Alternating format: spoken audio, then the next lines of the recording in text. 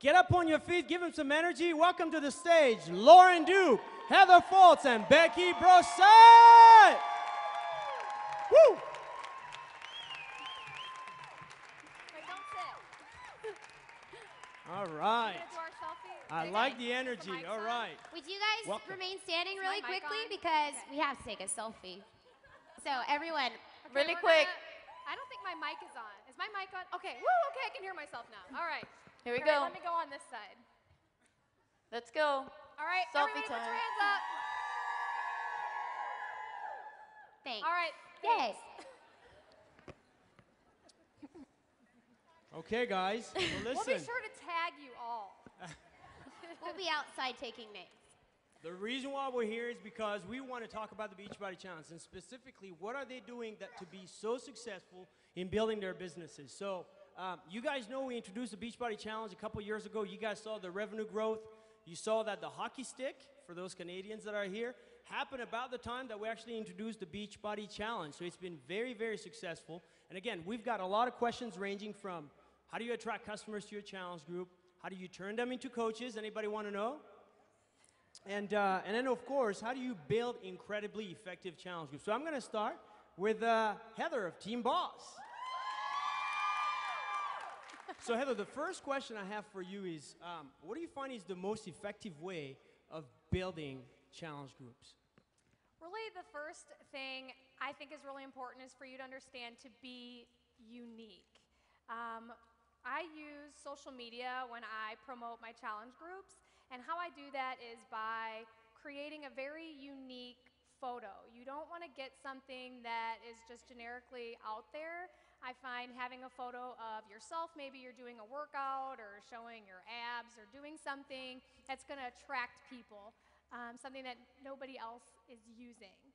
Also, I put just something short and sweet as like an exciting caption. No essay, no description of exactly what I'm doing, something short and sweet like, I'm looking to change you, who's ready to commit to the next 21 days, like that's the 21-day fix one. And that's what I do, and I'll say, you're interested, like, comment, and we'll get connected, because I think if you put something too broad and too much of a story, people are going to overlook it. So just remember the biggest thing from that is to be unique. So be unique. Now, Becky, I've seen you advertise for challenge groups, and I know you've got quite a few in your challenge groups every single month. What is your take on how to advertise for your challenge group? So every coach in here wants to hit Success Club 5. Every one of them wants to be a Success Club 5 and 10 All-Stars like you. So what have you found works with your style? Okay, so how many coach level or emerald level coaches are in the room here today? Okay, so what we teach our team, my sister and I, is it's strategy. And it's a Success Club strategy that is intertwined with challenge groups. So what we encourage is advertising 2 groups per month, spaced out by 2 weeks. You can do first of the month and middle of the month. But what that's going to do is double your rate, that you're going to fill a group 1, but that you're going to hit Success Club 5 that month. Okay, so I know that that's a true marker of your business growth. So implement that and give it a shot. So 2 groups per month. The other thing, like Heather was saying about being unique, you can use terms, instead of using the word challenge group, that some people will think that you're like doing some kind of contest and they don't understand what that means. But if you use test group or maybe support group, it's a little more clear that you actually want to help them. So I also do that. If you're in tune with your brand, if you are, you know that you attract new moms, for instance, the way you word your post can be, I'm looking for women in their 30s or new moms in their 30s that are looking to lose 10 to 15 pounds in 21 days. That gives them a little snapshot, 21 days, you can do 21-day clean eating, or you can implement the 21-day fix. But you are limiting your audience, but if people are following you because you're a new mom, then they're gonna feel like you're speaking to them. Okay, so let me piggyback off of that. So obviously we have a lot of programs. Anybody excited about PIO? Right? And so I know, and both of you talk about being unique, and you also talk about your brand, okay? a question that I've heard from coaches is, okay, so this is my brand, you know, let's say your brand is Tai Chang, but P90X or Power 90 just came out. What is your focus, Lauren, in terms of programs? How many do you recommend coaches focus on? Well, everyone who knows me and follows me knows that my favorite program is Pump. I had the greatest transformation with that program. But if I limit myself to saying you have to do this program, I'm leaving out so many other people. So what I try to do is I get to know people. You know, what are your goals? What are your fitness likes? You know, what are your strengths? What are you already doing? So we can find something that balances that. Because if you love cardio and you already have something that you're interested in, I'm not going to recommend another cardio program. I'm going to recommend something that complements that to help you have the best results possible. What I found when I started challenge groups was if I stuck with just one program, I was boxing out everybody else. I was saying, oh, sorry, you can't be a part of this one if you don't want to do this program. So it felt very salesy, and that's not me. I wanted to get to know them and say, okay, well, based on your fitness goals, your limitations, you know, everything you just shared with me, I'm going to recommend these programs. You tell me what you like about this. Okay. And it opens up that line of communication. You develop a relationship with them, and they feel more comfortable with you. So I don't, you know, challenge groups have morphed for me, but they've always been about the person. They've always been about having that relationship. Okay. So let me dig into that and actually go back to Heather. The question is, do you advertise for all of them, or do you go individually to each person? So again, that's the same question. We want to just see the different take. The thing that you're going to see, coaches, is there's 3 different ways. Some of them are very similar in the way they do it, and some of them are very different. The reason why we have it here is to have you make the choice as to what works for you. So, Heather, I want to find out from you, do you advertise them for all? What's your take? What's your approach? I do the same as Lauren. I don't limit programs because people are at all different fitness levels. So just by a raise of hands, I want to know, I'm sure you guys have all been in a challenge group yourself. Do you look for accountability? Raise your hand if you look for accountability. Okay, that's like all of you. That's why I do challenge groups, because it's about the accountability. I don't care what fitness program you're doing as long as you are moving. To me, it's about checking in and making sure that you have that support. So maybe you may limit how long you do your challenge groups, whether it's 30 days, because each program is ran differently. Because I've had people say, well, I'm 2 weeks into X3. I don't care. As long as you're moving, that's what matters to me. So I don't limit whatsoever. Okay, okay. So you're still able to do that and still sticking to your brand, though. Exactly, yeah. Okay, okay. So let's jump to starting challenge groups. As you talked about, Becky, you said you don't talk about challenge groups. Here's my challenge group. And when you're advertising challenge groups to your news feed, to your followers, every single month and you use the same words, after a while it gets old, okay? So we want to get some fun, creative ideas of how you guys do it. So this is about actually running the groups themselves. And I think in running the groups, you start getting those ideas on how to advertise them. So we're switching into how do you actually run the group. So share some ideas of what you do to keep the group lively and connected and growing and actually achieving those results that they seek. Okay, so I agree with Heather that these groups are about accountability, but I also want them to be fun, because you want everyone engaged, enjoying, building relationships where they feel comfortable to share and talk with each other. So I think at the beginning, some people are a little shy. They don't want to talk, and you want to get the group moving using contests, encouraging people to post sweaty pictures, who has the most posts in 1 week, or who has the best recipe of the week, but making it fun so people can, the group can start interacting with each other. I like using either the Weigh-In Wednesday or Saturday, where people can actually share their results and their goals and, again, celebrate. As coaches, we like the recognition and we like to be on stage and feel good that we're hitting Success Club and we're being told that we're doing a good job. So do our challengers. Most people want to know that you're there for them and that they want that pat on the back. So, shout outs. Just tell them they're doing a good job. But one thing with the shout outs, especially public, make sure that you ask permission first before you post it all over Facebook. Some people are really shy and they don't want their private information all over the place. But they do feel good, and it gives them that added push that, wow, I have, there's people that have my back, and they're helping me through this journey. The money jar, that's just creative ways to run a group where you can have them place like some change or $1 every time they work out, and at the end of the challenge, they can buy themselves a treat. They can go out to eat, they can buy a new sports bra, or save for another workout program. So keeping it entertaining and fun.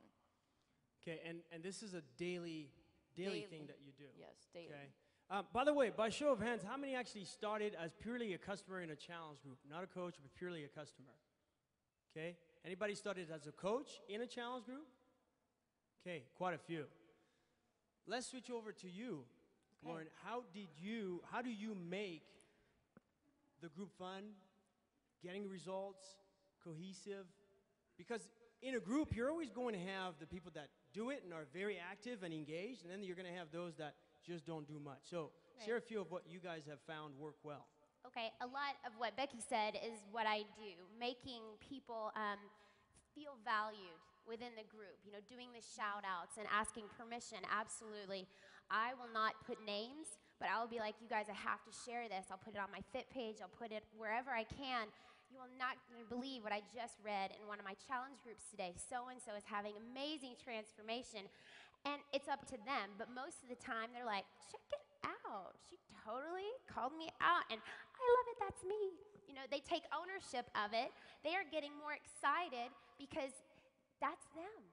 They're like, that's me. I'm owning that. Those are my results. I worked hard for them. What they do is they begin to share on their own with other people because they're proud of what they're accomplishing, and they come back and they're more involved in the group. So we do the Wacky Wednesday, we do the Thirsty Thursday, the Move It Monday. How many workouts are you going to do this week? Are you going to double up on Friday? It's all about, I'm competitive. It's all about kind of giving that, well, I'm showing up. Are you? And they are involved, and they are getting excited. And I call people out. If they're not posting, just say, how are you doing? And tagging them in the group. That's okay. Or I'll send them a personal message and say, we're here for you. Come on, come back. It's all about accountability. We are here to lift you up, and build you up, not break you down. So it's just about support. Okay, so I'm going to dig in because you said a couple terms that totally just flew over my head. Maybe some of you, Wacky Wednesday? Okay, it's just Thirsty a crazy picture. Thursday? I mean, you're going to see it later. We track our water. And I have a friend, and she might even be in this room. This isn't recorded today. She will say, how many times did you pee? And I'm telling you, people get excited about posting how many times. And they're like, 13! I'm like, dang, did you just sit in the bathroom all day? And so they get excited about that. Any little thing that they can win, they're going to own it. And so we do the Wacky Wednesday. I have a hot pink wig, and I'll be like, Flex Friday. We do Handstand Friday on our team, and it's incredible because one little thing like a handstand, it really pushes you to try something new, and you would be surprised what that one little thing can do. One little door that you open up, and all of a sudden they're trying crazy stuff that they saw on Pinterest, and you're like, whoa, don't hurt yourself. So it's just crazy, what one little spark can do. So it sounds to me that one of the things that you're doing, and I'm digging in because I really like what you guys are talking about. No, not being crazy, but because you have a wide gamut of people in your group, you're always trying different things to get a reaction out of them. Yeah, we're trying to antagonize them. Come on. It doesn't sound like there's a cookie cutter approach. You just got to get creative, and you never know who's going to, I guess, bite and go with it. So one of the questions that I get a lot too that I'm sure you guys have is, how do you manage your time? How many are working this business part-time? I'd say most of you. Okay. How many are working it full-time? Okay. So put yourself in their shoes. Most of them are working it part-time.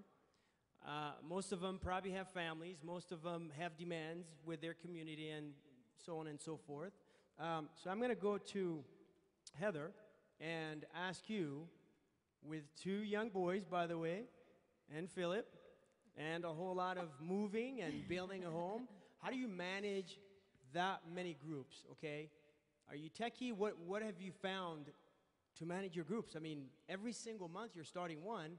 Some of them are 30, some of them are 90. Anyway, why don't you expand on that? It's so funny because we were talking about this before and we all kind of lack in time management. So I just want to share that with you, that this is a struggle that everybody deals with.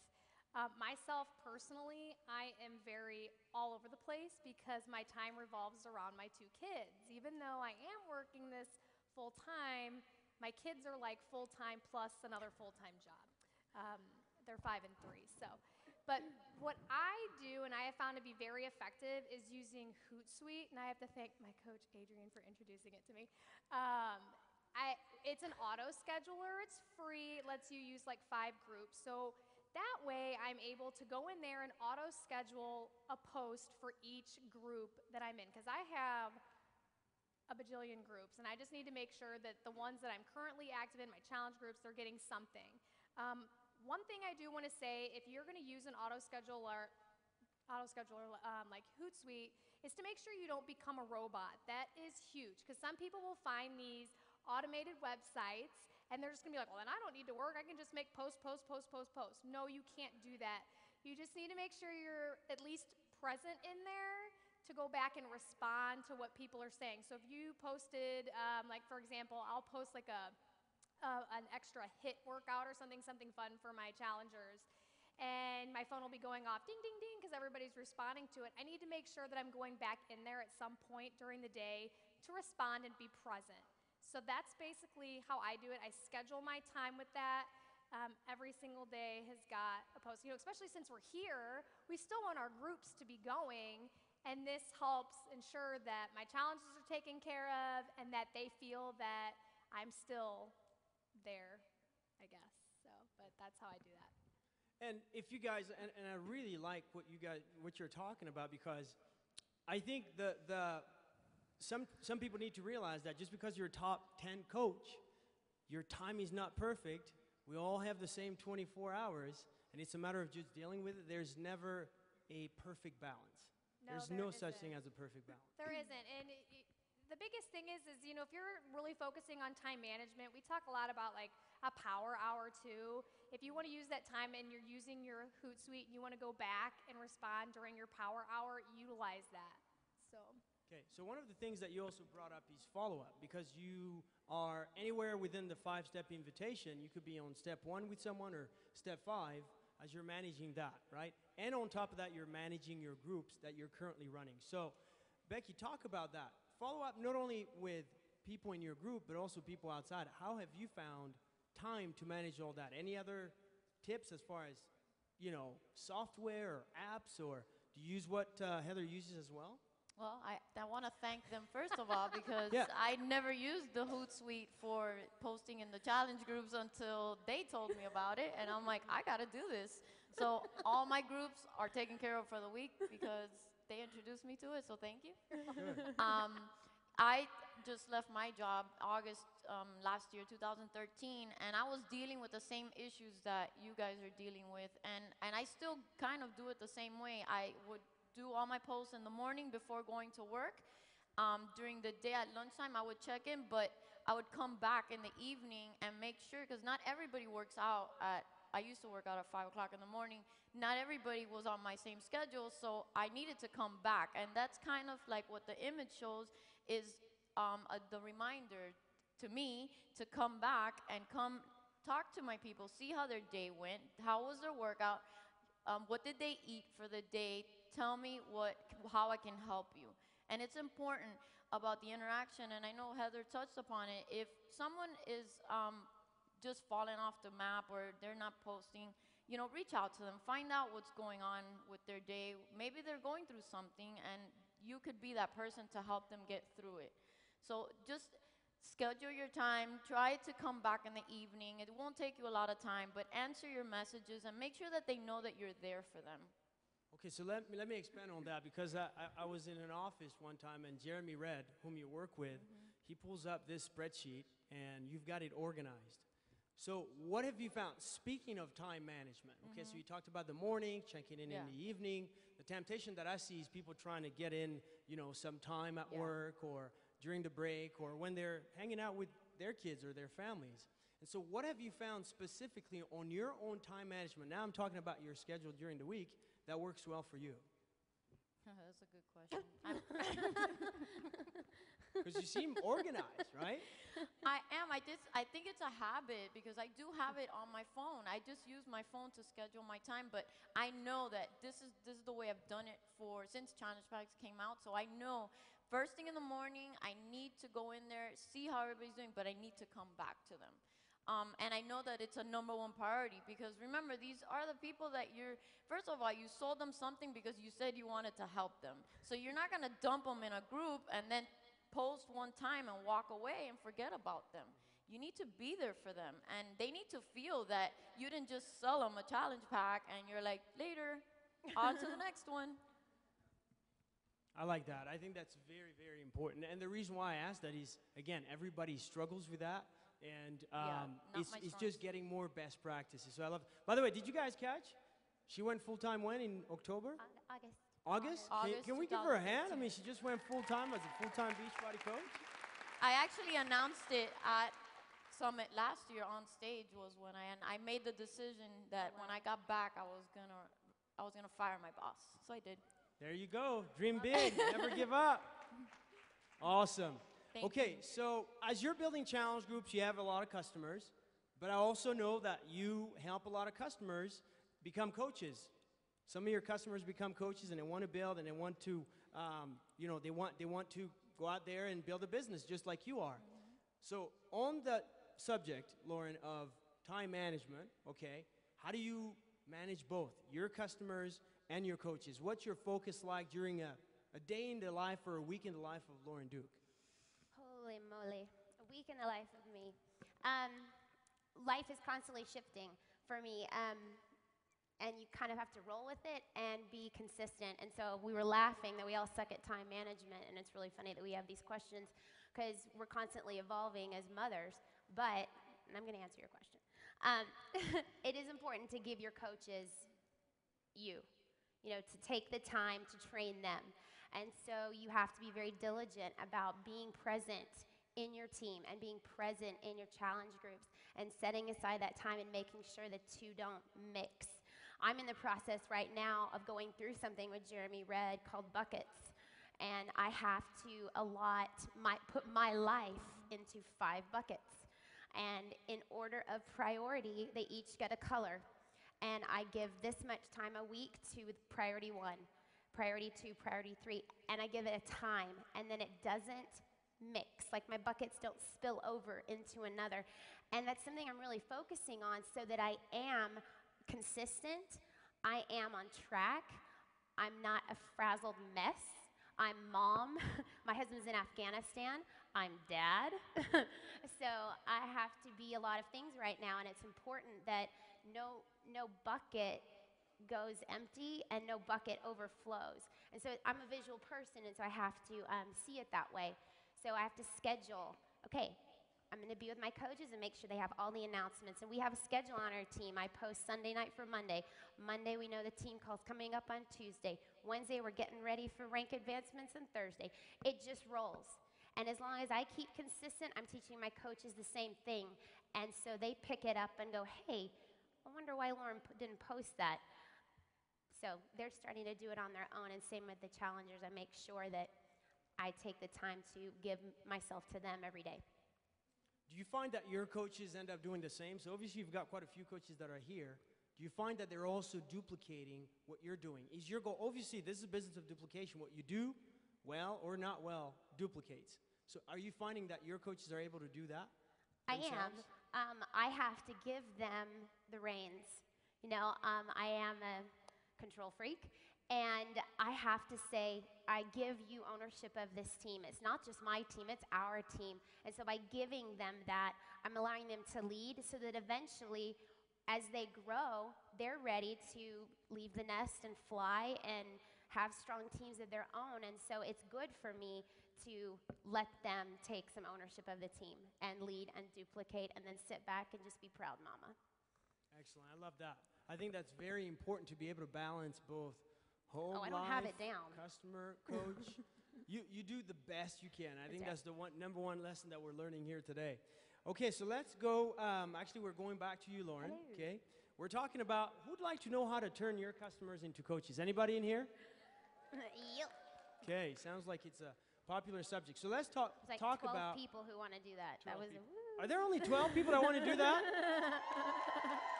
Come on now. Okay, very cool. Okay, Lauren, obviously you've got quite a number of coaches here. Can you stand Lauren's team? I mean, they're kind of sprinkled. Okay. They're not. All right. They're back there. Very cool. Awesome. So these coaches, some of them were in your challenge groups. So what specific traits did you look for in them that told you how to approach them? They're going to be my next coach. Well, I look for Batgirl. So, no, I'm just kidding. This is one of my challengers named Morgan, and that's Wacky Wednesday in the flesh. You can see it on the screen. And what I noticed about her and her friend Lori, they joined together to do the 21-day fix. They were issuing challenges on their own. They were posting their recipes, and they were giving people the links, and they took over, and I sat back. And I was like, you're doing my job. Look at you. And so what I look for are people who are excited, who are motivating, who are encouraging, who are just passionate about what they're experiencing, and they're encouraging others. They're invested in the group process, and they're taking time to be like, hey, you haven't posted in a couple days. Are you feeling okay? You said you were kind of sick. How are you feeling now? They're totally posting on their own, and so I issued a Wacky Wednesday challenge. I had a sick kid that day. Morgan showed up as Batgirl, and I was like, Coach, yes. And so she and I had a conversation, and I was just like, you're awesome. And she was doing the challenges on her own and kind of making fun of herself. I'm kind of goofy, and I like to have fun, and I think I attract goofy people. I'm not calling my coaches goofy. Yes, I am. And so I look for fun-loving people who love others. So that's what I'm looking for. Awesome. By the way, we're doing great with time. I know that you guys have a lot more questions. Write them down. I think we'll actually have some time to answer some questions. snap. So I know you guys have questions. So think about them and Yeah. write them down. So, Becky, let's talk about what traits, what do you look for? I'm sure some of it the same, but what do Yes. you look for specifically for Very someone to say? similar to Lauren. I mean, you're gonna see it emerge naturally. The ones that are checking in and encouraging others to post. But all of you, well, most of you should have challenge groups going right now. I know I mentioned I did do the Hootsuite, but I did give some people responsibility to, make sure that the group keeps on flowing while I'm away. So that's something that you can do. Who is watching your groups right now? You could have assigned that responsibility to somebody. You're giving them that leadership role that they're probably looking for. They will be flattered. And you're training them. They're going through a mini 5-day training on how to run your challenge group. And I think it's an effective way for them to see that they can do this, that they fit, that they've already been doing it, like you mentioned, because they just don't know it yet. And other things, like I've had a group back last summer that was just simply amazing, and all it took was for one of them to say, man, I'm thinking about coaching. And all of a sudden, everybody was like, yeah, me too. I'm like, yes, awesome. Because you're all awesome. So you have to be also watching them. You need to see that they're participating, that they are actually coach material, and then start the private conversation with these people. But there's That's more a perfect to it. segue, yeah. There's more to it, and it was on the slide, and I forgot to mention it. I've watched as people tag me in their posts, and they're thanking me, and that opens up the door for communication to be like, I'm not doing it.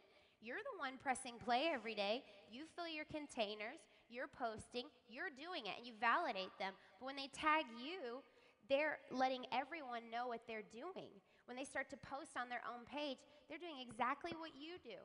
Only they're sharing with others. They're letting people know, hey, I'm doing this thing and I want to thank my coach. And then they're like, I'm going to hook you up with her. And you're like, referral, yes. So I love that. I love it when I see the challengers already sharing with other people. So I like that. So you posted your challenge. You're posting a picture of Batman. So one of the things that Becky talked about is starting the private conversation, which is the way you want to start it. So I know a lot of coaches here want to know, what's that conversation look like? What's the step-by-step guide? What is it that you share with that challenger and customer and say, you should consider becoming a coach? What's your process? I actually, that's the exact conversation I had with Morgan. Morgan and Lori are now coaches. Hello. And just love them. They're dear friends now. And that's kind of the progression that it takes with me, is I want that relationship with them. So I take the time to personally message them. I just say, hey, you know what? You're inspiring me. Because they are. They're doing exactly what I love to do, and I get to watch it. I get to be a part of that. And so I say, you know what, thank you for being so involved in the group. You're inspiring me, and you know what you're doing? You're coaching. Hey, why don't you think about doing this? And it kind of, if the seed wasn't already planted, like you said, with your, challenger, they're like, so what is coaching? And it just opens up the door, because what's the worst? You've been having this conversation with them in the challenge group. You already have a relationship with them. You've been sharing goofy photos and posting challenges. Why not have a personal conversation with them and just let them know how important they are to the group and that they're helping other people? So right there, you are coaching just like I do. And when they realize I'm already doing it, it's not rocket science. I don't have to have a certification. I'm a mom. I can do this on my own time because I already am. They see that it's something doable, that they enjoy, that they're good at, and that fulfills them. So. And it sounds like a lot of recognition, quite frankly. You're recognizing them for what they were doing already, praising them, and letting them know you're doing a great job, and you're doing what I'm doing. But out there, who's heard the objection of, I'm still in the middle of my transformation, so I shouldn't be a coach? Holy mackerel. How about, I'm not a salesperson? How about, I don't have time? Okay. Can we help you guys answer that? Would it be worth it to answer those questions? Okay. Who wants to take which? It's wide open, so. Oh, I just pointed at you. Me? I get every objection in the book. And it's funny because people will say that because if you're a top coach, you don't get it anymore. We all get them. So I'll take the transformation one. I always tell people that say, well, I haven't started my fitness journey, or I'm dead smack in the middle of my fitness journey. I need to finish this. Like, that drives me crazy when somebody says, well, I'm only 30 days into this. Great. This is now the best time for you to become a coach, because people want somebody that they can go on a journey with. They don't care if you still need to lose 50 pounds. You don't need to look like a supermodel or a bodybuilder or whatever. Coaching to me is about the value that you're adding. And one thing is it keeps you accountable. And that's what I tell them. I say, hey, you're still on your journey. You becoming a coach is going to help keep you accountable to finish what you're doing. And you're going to have other people doing it with you. It's a duplicatable process. Like when you're going back into your challenge groups and you're finding those people who are standing out to you and you're approaching them about the coaching opportunity and you're still in the middle of your challenge, that's usually when you're going to get that objection. And you tell them, hey, guess what? We're going to start another challenge group together so you can finish this, but you're going to have that accountability for yourself and you're going to help other people because you're already doing it. And a lot of times that light bulb goes off and they're like, you know what? You're right. And I just think it's that accountability piece with it, really reassuring them that it's about the accountability. Who cares where you're at? I'm going to piggyback on that. I was at a Super Saturday event as a pretty new coach in Santa Monica at headquarters, and a coach was sitting in the front, and she stood up and she said, and she was in the midst of her transformation. And she stood up, tears in her eyes, and I'm not going to cry. And she said, thank you for everybody who started as a coach who wasn't perfect. You inspired me. I wouldn't be doing this if you didn't have a before story. You know, and so it's really important that we are vulnerable and that we say, I've been on a journey. You know, not to say I'm perfect, but I have come a long way. I didn't look like this, you know, years ago. And I do have a story. And so people, they stereotype you. They look at you and go, well, I mean, how do you know what I've been through? And I'm like, oh, don't go there. So I tell the story. I have a sad story. But you know what? Without that story, I wouldn't have this. I use my story because of that. So when people give me objections, and I'm trying not to get fired up, but I share with them that passion that I have, that what's an excuse, really? You are on a journey. Why don't you share that with someone? Why don't you give someone else a hand to hold? Why don't you relate with someone? Why don't you show them, I'm going to do this so you can inspire other people? And objections kind of get me fired up. Like you said, don't get me started. I had an objection today, right before I came here. And I was a little teary-eyed because I've been talking to this gentleman for quite a while. And he said, you're at the top of the mountain. I'm at the bottom at base camp. And I went, I started right where you were. Zero people, zero contacts, zero coaches. I understand. So we've all been on a journey, and I can help you get to your mountain, but don't compare yourself with me. Have your own story, your own journey. And so get a little, that was a rabbit trail, wasn't it? But A good one. Just answer your question. But anyway, to piggyback on Heather, figuratively. Yes, sorry. Okay. She thanked everyone in the crowd who had had a before picture because we all start somewhere. And there you go. For a hand. Am I red? Wild up there, huh? They're just hitting their stride. I mean. Full time. You were full time until August of last year. So you've got that objection, and they go, I don't have time.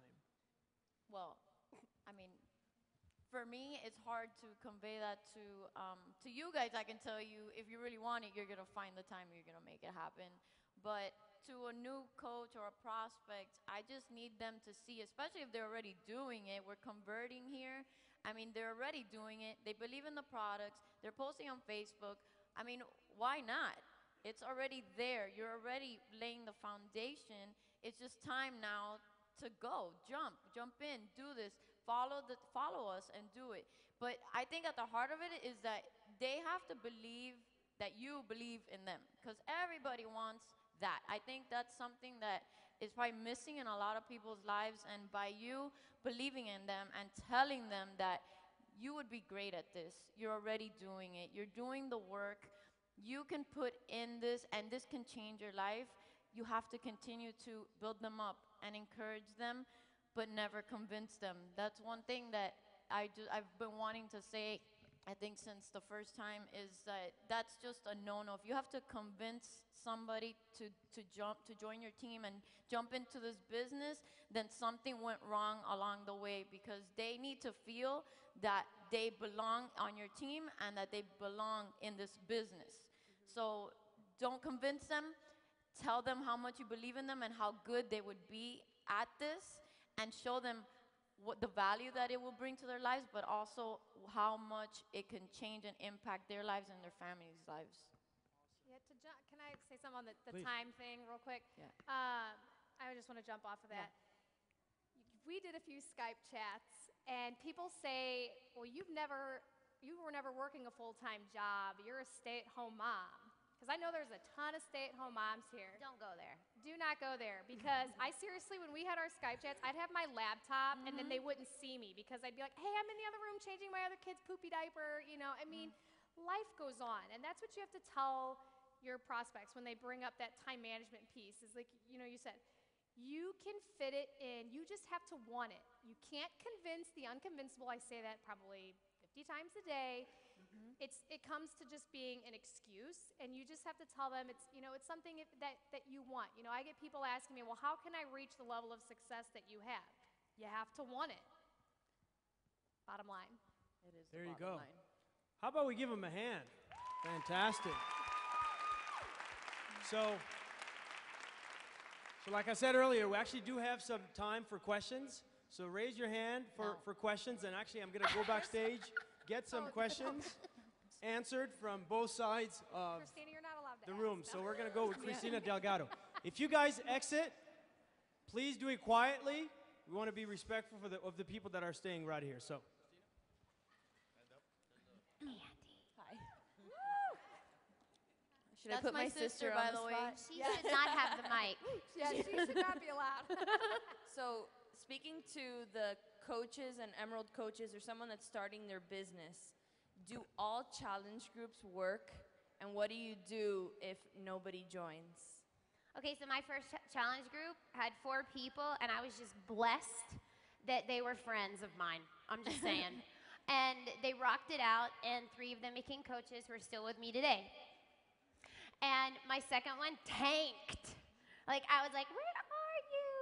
Where are you? They were nowhere. So I was like, can I sit in on your challenge group? I don't know what I'm doing wrong. And then I would go to somebody else, and can I just sit in and learn from you? I didn't sit there. I would join a challenge group with somebody else. You know, I was like, we're going to make this happen. I am not going to leave these people high and dry, and I'm not going to fail, dang it. So we're going to make this happen whether you like it or not. No, it wasn't like that. But, you know, some people, they weren't ready. Those 2 people were not ready. They said they were, but life happened. Like you said, life happens. And we rolled with it, and you know what? They came back. And they're like, I had some issues. I broke my whatever. My kid had whatever, and I'm ready now. See, don't take it personally, which is what I did at first. And I had to read Go for No and bang my face against that glass over and over until I loved it. And that's just, I mean, you just have to kind of be malleable. You have to go with it and learn from it. Hi. My problem is none of my I hear you. There you go. none of my challengers or coaches are on Facebook. Yeah, and that's what my problem is even starting one. Okay, I get a lot of this too. I have people who don't want to join social media. I have told people there's a couple options. Create your social media, create a fake name. Don't put a profile picture up there. Reassure them that it's a secret group. If you don't have secret challenge groups, they need to be secret. That way people can't see their posts because, you know, you get women who post pictures of them in their underwear. We don't need that all over Facebook. So you can reassure them that. Or if they really are just totally against it, do like a weekly 10-minute phone call with them just to check in, or have them email you. But challenge groups are done via social media. Or my other option is if a lot of people do things locally, they'll do like a weekly get together and do like a meeting. They'll get some, you know, healthy lunch or whatever, do a workout together, kind of like a mini fit club, but just doing things like that. But I would really see if they could at least just create a fake Facebook account. Heck, use some fake picture, whatever they want to do. That. Because that way nobody really knows. Most people are okay with doing that. Hi. Hi, just wondering about the ones that go quiet in your challenge groups. Can you push the mic? Thank you. Sorry. How long do you pursue them before you just, like, to encourage them to come back? And when's the point where you just kind of say, okay, you're not ready right now, let us know, you're more than welcome to come back in? How long do you kind of pursue them before you just kind of let them go do their I mean, thing? I think that's like a gut feeling. I've had tons of those, and I'll message them, you know, every couple days, and if they're just like not even responding back, or they're really delayed, or I'm just like, you know, after a certain 2 weeks or so, I'm just like, you know what, when they're ready, they'll come back to me. And it happens. They'll come back, and maybe they, you know, I do have this one girl that I'm thinking about that she needs to lose a lot of weight. And I have tried so hard. Like, I'll get on the phone with you. I will plan your meals. Can you please call me? And she will not call me. She won't. And I just let it go. And the other day she messaged me. She's like, okay, but I've lost 26 pounds. So she's doing something, but for some reason she just maybe doesn't want, I don't know. There's a gut feeling that you have where you just know, okay, I've done enough, they're not ready, they'll come back. And one thing I always do is I send a final message. I will do You know, I'm sorry if I'm bugging you. You seem super excited about this challenge. If it's not for you, I totally understand, but I don't want to be bugging you anymore. When you're ready, just let me know. I don't want to be that harassing person. And then they usually respond and say thank you, which is really funny and kind of Thumbs cliche. But that's what I do. And then maybe next month, when you're starting your next challenge group, message them and say, hey, I'm not trying to bug you, but I know we talked last month and you weren't quite ready, but I'm running this challenge or whatever you're doing, and re-invite them and say, if you're not interested, that's okay, but I wanted to extend the offer because you were the first person that popped in my head, which kind of gets them thinking, oh, they're still thinking of me. They still care, which is huge. So that's another tip. Yeah. Hi, Lauren. Thank you for keeping it real and making us laugh I- today. I have to be There's- goofy and funny. I Sorry. love it, love it. Do you ladies hold the challenges in private groups, or do you have a team group that you hold it in? Do you close the group once the challenge is over and start a new one? And for Lauren, you mentioned something about having a schedule for your coaches, like Monday you send out this, and Tuesday you send out this, and sorry, Notebook ladies. fill. I was just wondering if you could expand on that. Okay, so back to the first question. You need the mic again. You need the mic. Okay. The first question was twofold. What was it? Yeah, do you girls hold the challenge groups in separate private groups, or do you have like a big team group Oh, I that you see what hold you it mean. in? Okay. And do you close that once the challenge is over, or do you? Oh, I see what you mean. Go, me? Yep. Well, Oh, I've go. tried everything under the sun, and I think that's something that you all need to take away from this is that we all do things differently, and we've tried a million things looking for the one that works. At one point, my sister and I had big groups for all the programs. Okay, we figured out that really didn't work so well. So we went back to the smaller group, more intimate. I think those work better, but that works better for me. That's the way what I think. I think people build relationships there. You don't lose people in a big group. You can lose track of people. So for that, I think a small intimate group works better, where you can communicate one-on-one. I do a lot of things. And I've learned, like you said, to do a lot of different things. So if we're doing a 21-day fix group, it's 21-day fix. And it's private, it's secret, it's closed, done. We post every day in there. We keep it intimate, like you said. But on my team, you know, when a new program comes out, like PIO, I'm like, we're doing a Thrive Challenge group. Ready? If you have a challenger, put their name down. We're going to do it together. We're going to learn this program together. What you find is that coaches who are brand new learn how to run a challenge group. And they're like, thank you. I was so stressed out I had one person. And that helps them get the feel for it so that they're ready to go off and do their own. So we learned that, and you know, within our team page, we'll have people go, I have 2 people who are ready to do 21-day fix. Does anyone have a group? Sure, I've got a group. I'll put them in there. But you have to be there as a coach. Exactly. You don't drop the kids off at the pool and say, hey, you're in there watching them swim, you know, and you're saving them and calling them out and, you know, all that stuff. You're in there. So we learned that, and I talked to my leaders. I was like, she cannot just drop her coaches off or her challengers off and make me watch them. No, it doesn't work that way. You learn how to lead. So we do it both ways. I don't know what's funny. My coaches. Okay. She's being her crazy self.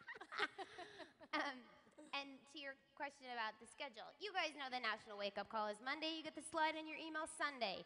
Copy that thing, put it in your team page. There you go.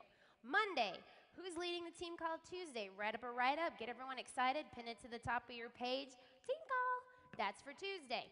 Wednesday, hey, do you guys know this is the last day for you to qualify for free leads, Success Club leads for the end of the month? You remind them those things every Wednesday, you guys.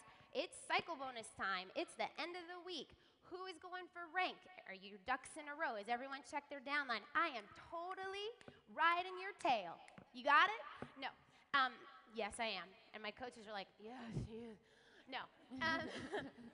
You have to have a schedule, and because you're teaching them to look for those things within their business. You're not just riding them and cracking the whip. You're teaching them to remember, it's Wednesday. Wait, wasn't she going to be Emerald this week? Yeah, I need to check on her. Is everyone active? Are we good to go? Especially when it comes to cycle bonus time, and I'm going on a whole nother tangent. But you know what I'm saying? Like, there is a schedule to our week as coaches. We all know that.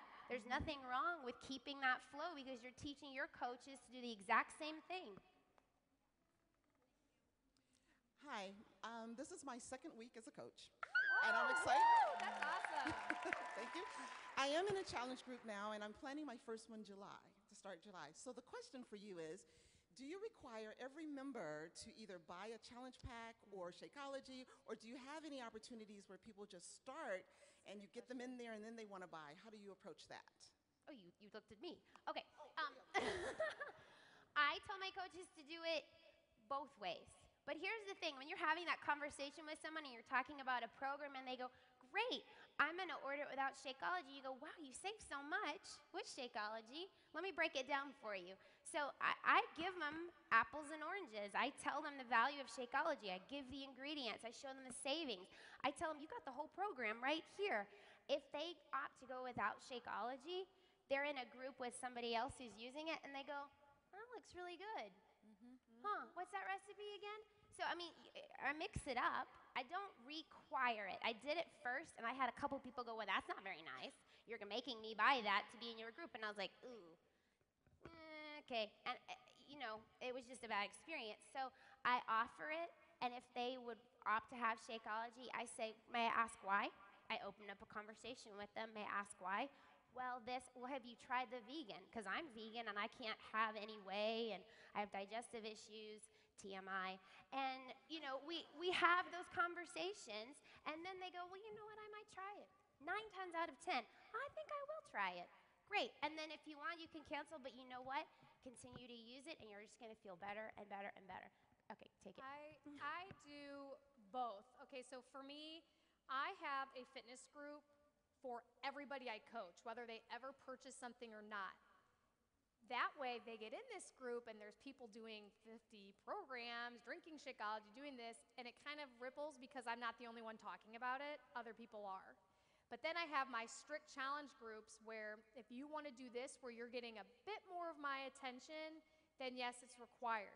And something new that I'm doing because one of the other leaders on Team Boston, and a lot of them are doing this, is we're starting like free 7-day or 30-day challenges. Like I'm doing like this build a booty because I have a competition in 3 weeks and I have to grow my butt a little bigger. Anyways, as you guys all know. And in that group, it's not required. But what I put in there is I'm going to give you guys a 7-day meal plan. Shakeology is on this meal plan. You can choose to have it or not. I went through like 6 boxes of Shakeology packets because people are like, okay, I want to try it. Guess what? These people are going to get hooked, and they're going to be like, you know what? I think I want to join in one of your challenges. Boom. So. Okay, we've got one last question from Anna. She's been a coach for 7 months. Hi, ladies. Thank you very much for spending your time with us today. Becky, I just had one question for you. I've run, obviously, a few challenges over the last 7 months. What do you do at the end of your challenge when you have maybe some people that were rocking it out, they're not ready to become a coach yet, but they really want to continue? Do you put them into another challenge group, and then you've got those that maybe weren't active? Do you let them kind of fall away? How do you kind of close that out, really close the door and move on so you know how many groups you're managing and the people know where their expectations go? Okay, I have right now several 21-day clean eating groups, and I just have kept them open way longer than 21 days because the people in there have built relationships, and they're all still going through the journey together, and I don't want to break them up, and they don't want to break up. And I've had, especially with combat for some reason, last year, the bonds that these groups, they went through several rounds together, so I did not close them. So I just let them kept on, they chose different programs and they kept on going. Now, if the group just like totally, you know, if it tanks, it's gonna tank, and you just close it off. But I would not break people apart if they are thriving together and encouraging each other, because that's such a huge part of these challenge groups. How about a hand for Lauren Duke, Heather Foltz, and Becky Brosette? Thank you.